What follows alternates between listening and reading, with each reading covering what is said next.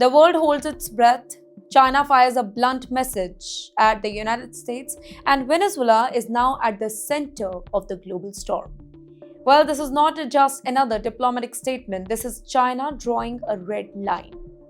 And that too for the third time. And this time, the words, they are really sharp. You're watching Times XP. It's me, Thriti Yatri.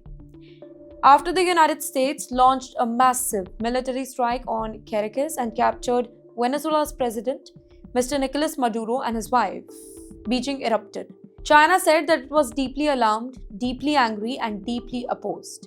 China's message to Washington, it was crystal clear, by the way. You're not the world's police. You are not the world's judge. No country, China said, that has the right to decide who controls the other nation's policy, who controls the other nation's head, or how power should change hands. Well, this was not just about Venezuela. China widened the attack. It accused the US of bullying tactics, not only against Caracas, but against other countries across South America. Pressure, threat, and now military force. Beijing warned that this behavior, it is dangerous. Dangerous for Latin America, dangerous for global peace, and dangerous for international law as well. In fact, China repeated one phrase again and again: respect sovereignty, reject intervention, choose dialogue.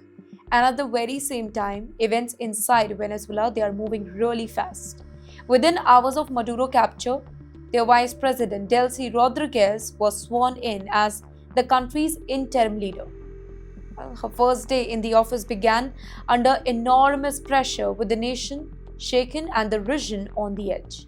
China openly backed Venezuela's sovereignty. It supported regional calls to keep Latin America a zone of peace. Basically, no invasions, no regime change by force, no outside powers deciding the future. But the tensions, they didn't stop there. US President Mr. Donald Trump, he added fuel to the fire in the truly Trump style. He made sharp, provocative statement about Colombia and Cuba, raising fear that the crisis could actually spill beyond Venezuela. Suddenly, this was no longer a single country conflict. This is why China's warning, it really matters. It wasn't emotional, it wasn't accidental, it was kind of strategic. A signal to Washington, a message to Global South, and a reminder to the rest of the world. If one country can capture another country's president, then no country is truly safe now. So here's where we stand now. Venezuela, it is destabilized. Global outrage is growing. China is pushing back, and that too really hard. And Latin America fears that it is becoming the next battlefield. This is no longer just about Maduro. This is about power, rules, and who gets to decide the fate of nations. Well, the question now, it is very simple. Will the world really accept a new red line, or is this the only beginning of the disaster?